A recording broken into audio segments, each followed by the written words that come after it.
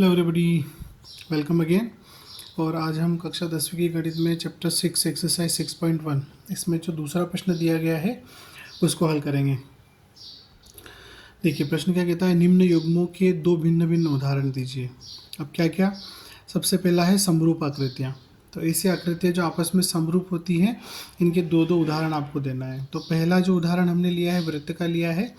यहाँ पर दो वृत्त बनाए गए हैं, दोनों की त्रिज्याएँ जो कैसी हैं, अलग अलग है। ठीक है, इसकी त्रिज्या कम है और इसकी त्रिज्या ज़्यादा है, लेकिन ये त्रिज्याएँ कैसी है, अनुपातिक है। मतलब ये आपस में क्या करती है, एक फिक्स रेशो में होती है। तो जो समरूपता की परिभाषा है वही कहती है कि किन्हीं भी दो आकृतियों या किन्हीं भी दो त्रिभुज हो सकते हैं या कोई भी आकृति हो सकती है, यदि उनकी भुजाएं अनुपातिक होती है तो वे समरूप कहलाती है। तो यहाँ इसकी त्रिज्या और इसकी त्रिज्या है ना, इनका अनुपात जो है इनकी परिधियों के अनुपात के बराबर है, इसलिए ये क्या है, आपकी समरूप आकृतियाँ हैं। ऐसे ही यहाँ पर मैंने दो वर्ग बनाए हैं, तो इन दोनों वर्गों में भी इनकी भुजाएं जो होती है अनुपातिक होती है, इसलिए ये समरूप आकृतियाँ हैं।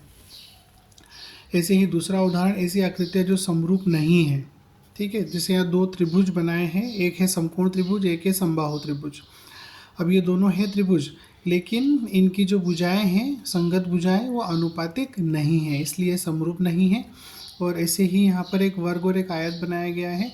तो एक वर्ग और आयत, भले ये चतुर्भुज हैं दोनों, लेकिन इनकी जो भुजाएं होती है वो एक दूसरे के साथ समान अनुपात में नहीं होती है, इसीलिए ये आकृतियाँ समरूप नहीं होती है।